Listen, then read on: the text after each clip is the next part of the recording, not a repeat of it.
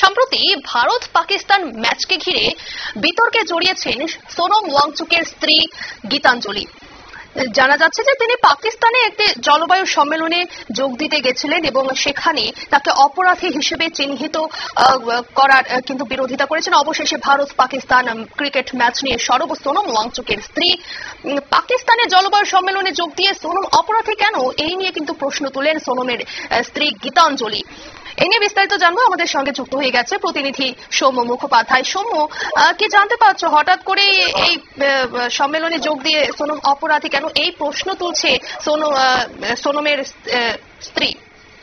দেখো, গত বুধবার দিন লাদাখ অশান্ত হয়েছিল বিক্ষোভ রাজ্যের দাবিতে এবং তারপরে পুলিশ এবং বিক্ষোভকারীদের মধ্যে সংঘর্ষে অন্তত 4 জনের মৃত্যু হয়, বেশ কয়েকজন আহত হয়। তারপরেই শুক্রবার দিন ওয়াংচুকে গ্রেপ্তার করা হয় এবং এই বিষয়টি বলা হচ্ছে যে উত্তর সংস্থা আইএসআই এর সাথে যোগ রয়েছে সোনম ওয়াংচু। আর এই বিষয়টি নিয়েই প্রশ্ন তুলেছেন সোনম ওয়াংচুয়ের স্ত্রী গীতাঞ্জলি জে অ্যাংমো।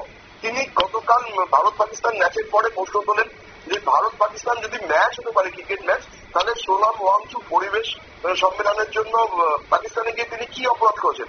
কারণ রাষ্ট্রপুঞ্জের যে ডাকে তিনি পাকিস্তানের জলবায়ু সম্মেলনে যোগ দিতে গেছিলেন এবং সেই সম্মেলনে গিয়ে তিনি নরেন্দ্র মোদী ভারতবর্ষের জলবায়ু সংক্রান্ত বিষয়ে যে সংস্কার করছেন তার প্রশংসা করেন এবং সেখানে দাঁড়িয়ে তিনি ভারতবর্ষের সম্মানই বাড়িয়েছেন।